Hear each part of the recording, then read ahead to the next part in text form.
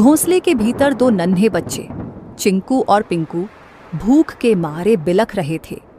मम्मा, भूख लगी है, क्या कुछ खाने को मिलेगा मम्मा? पेट में कुछ नहीं है मम्मा, कुछ ला दो ना। चिकी की आंखें भर आईं।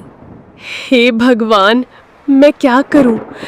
कैसे बताऊं कि बारिश शुरू हो गई है, लेकिन मेरे बच्चों का रोना मुझसे देखा नहीं जाता।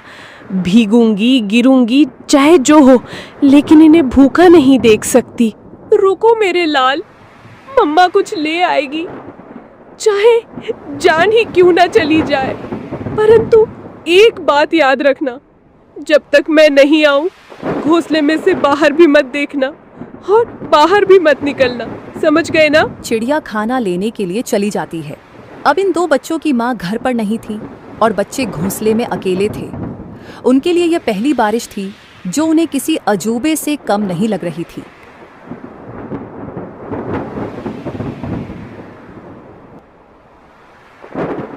चिंकू बार बार गर्दन बाहर निकालकर देख रहा था।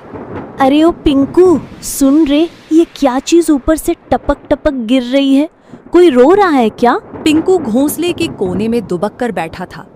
अबे मूर्ख, रोने की आवाज नहीं है ये, बारिश है बारिश, आसमान बरस रहा है। पर ये आवाज कितनी डरावनी है। और पानी, इतना सारा पानी कहाँ से आता है रे? मत देख बाहर, मम्मा ने कहा था बिजली चमकी तो घोंसले समेत भस्म हो जाओगे। चिंकू सहम गया।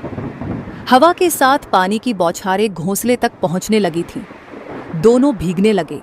मम्मा कब आएगी पिंकू? भूख लग रही है यार, और डर भी। पिंकू कुछ नहीं बोला। उसकी आंखों में चिंता थी। मम्मा ने कहा था कि अगर मैं देर से लौटूं तो घबराना मत, चुपचाप बैठे रहना।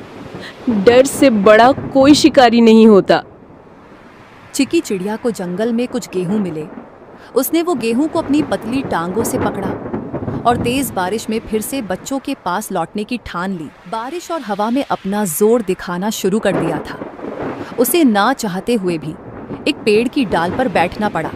हे राम, बच्चे अकेले हैं, घोंसला खुला है और ये बारिश बढ़ती ही जा रही है। यदि बारिश थोड़ी सी भी कम हो तो मैं सीधी दौड़ती हुई उड़कर अपने बच्चों के पास पहुंच जाऊंगी। तभी बगल की डाली पर टोनी तोता फुर्र से आकर बैठा। अरे टुनी बहन, तू यहाँ क्या कर रही है इस तूफानी बारिश में? तुझे होश भी है कि बच्चे अकेले हैं? टोनी भाई, क्या करूं, उड़ नहीं पा रही, पंख गीले हो गए हैं। बहन, कल की बात बताऊं, मैं कबूतर बहन के घोंसले के पास से जा रहा था। क्या हुआ वहाँ?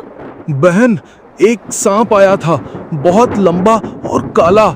चुपचाप डालियों के पीछे पीछे सरकता हुआ सीधा घोंसले तक पहुंच गया। फिर किसी ने देखा नहीं? मैंने देखा, मैं ऊपर ही उड़ रहा था। जब देखा कि सांप कबूतर के बच्चों के ऊपर झपटा, मैं चीखा जोर से, सांप सांप। सब पक्षी इकट्ठा हो गए, लेकिन तब तक बहुत देर हो चुकी थी। वो दो बच्चों को निगल गया बहन। चिकी सन्न रह गई। टोनी का चेहरा भावुक हो उठा। और जब कबूतर बहन आई ना, वो तो जैसे पगला गई थी।